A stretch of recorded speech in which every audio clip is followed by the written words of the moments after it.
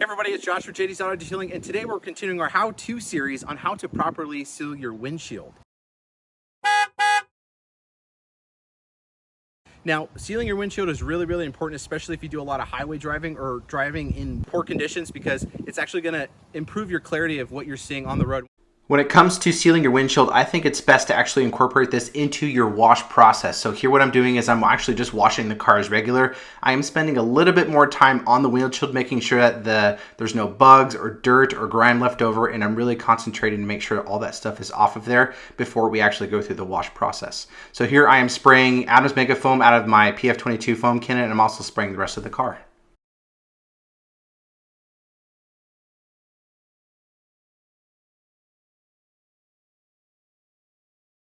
After getting my microfiber wash mitt out of the soapy bucket, I'm taking it to the windshield and then making sure to go over the entire windshield super thoroughly. Guys, you want to make sure that there's no bugs or dirt or grime left over on the actual windshield itself, because that will actually impede and get in the way of the sealing later on when it comes down to it. So make sure to go over it really thoroughly, back and forth. You can go over it a couple times if you need to.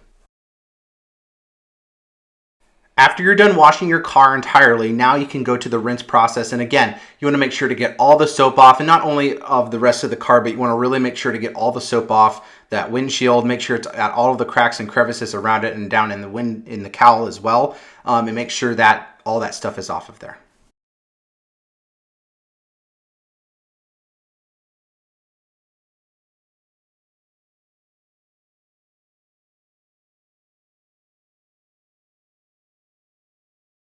Okay, so these are the products that you're going to need to completely seal your windshield. This is a nanoskin medium grade scrub pad, and this is to decontaminate your windshield. You can also use just a regular run-of-the-mill detailing clay bar. You'll need some type of glass cleaner. I'm actually using the Adams glass cleaner, but any type of glass cleaner will do. You'll need some type of panel wipe, so this is actually duplicate grease and wax remover.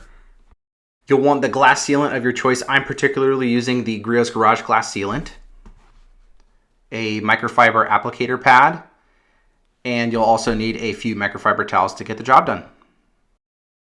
So here I'm actually spraying the Adams glass cleaner right onto the windshield while the car's still wet and into the auto scrub applicator, and I'm actually decontaminating the windshield. So I'm getting rid of all those embedded contaminants. Could be bugs, could be iron, could be any other deposits that are from the environment. I'm actually getting them off the surface of the glass so that the glass sealant can stick right to the glass and there's nothing in between.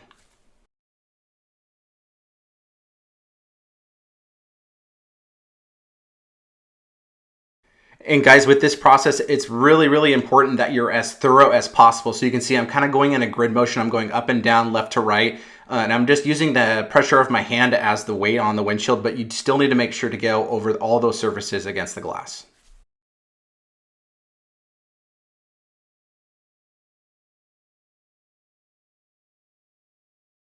So after you're done decontaminating the windshield, you actually want to rinse the car off again. So this actually will save you a step so you don't have to use so many microfiber towels. So that's a top tip, but just make sure to really rinse thoroughly one more time.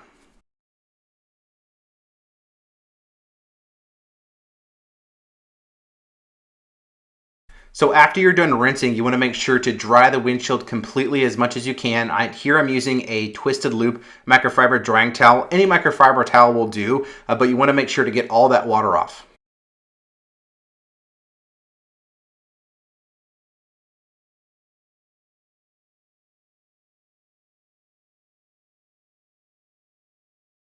All right, so with your grease and wax remover and your microfiber towel, this is a clean, new microfiber towel. Don't reuse the old one that you used. You want to make sure to go over the entire surface of the windshield one more time. And guys, this is just to make sure that there's nothing else left on the surface, and it's going to give a really good bond between the sealant and the actual glass itself. So make sure to be really thorough. Go back and forth, make sure you spray enough product on and wipe it off.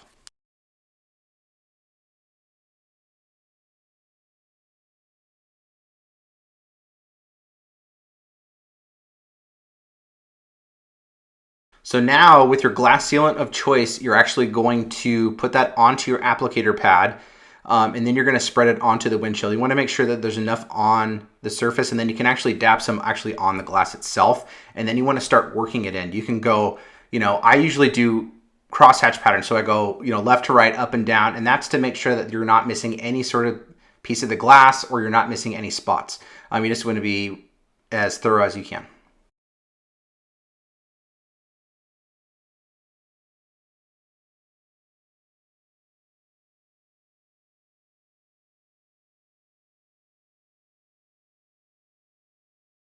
So after you're done applying this glass sealant, you want to let it sit for about 5 to 10 minutes, or at least until it looks like it's dried. And then guys, what I like to do is I like to spray just a little bit of glass cleaner on the windshield and onto another clean microfiber towel, and actually we'll buff it off. And the glass cleaner just helps to get some of that glass sealant off of there, so you're not constantly buffing for 10 minutes trying to get it all off. It really does help a lot.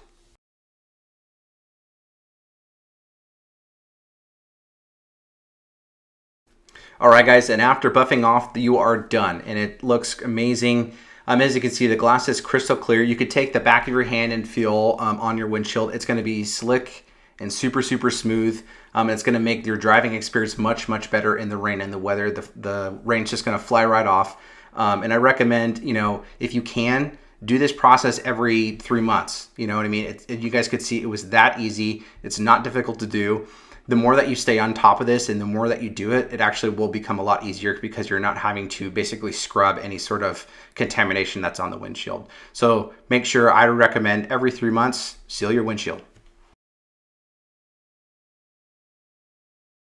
All right, guys, so it's the next day, and I gave the car about 12 hours to cure. It's really important to try to let your product that you're using on your windshield, give it some time to cure. You don't want to expose it to water right away. That can actually affect the longevity. But you can see the water behavior in the rain. It was a really, really wet day.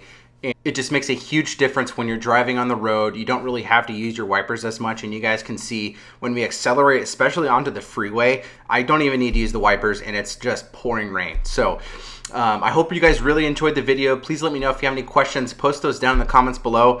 Before you go, remember to give the video a like and please subscribe to the channel. Until next time, get outside and do some detailing. We'll see you. Bye.